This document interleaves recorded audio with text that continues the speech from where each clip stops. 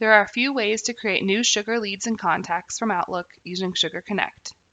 You can create via the Related Entries icon when composing a message or meeting or through the sidebar list view. Let's start by creating a new record from the Related Entries icon. I'm in Outlook and I'm looking at a message from someone that I'm not sure exists as a contact or lead within my Sugar instance. When the sidebar is open, Sugar will search all of the lead and contact records in the database to see if anything matches the email address in this message.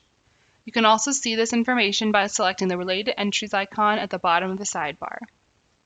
As you can see on the right-hand side, it has searched the database and found that there are no related entries for this email address.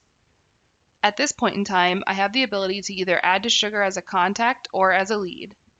I also have the option to quick archive the email to Sugar.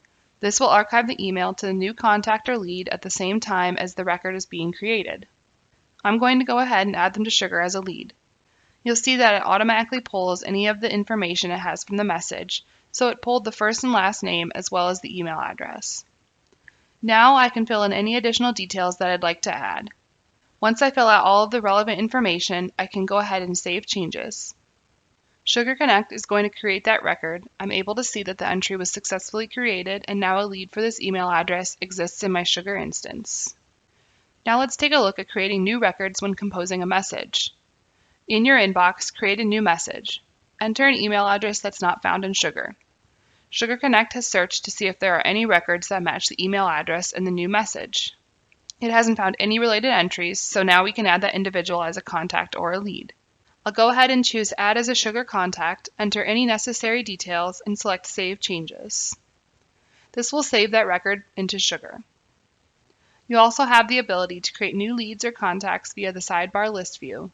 Now let's take a look at how to edit an existing record using the sidebar.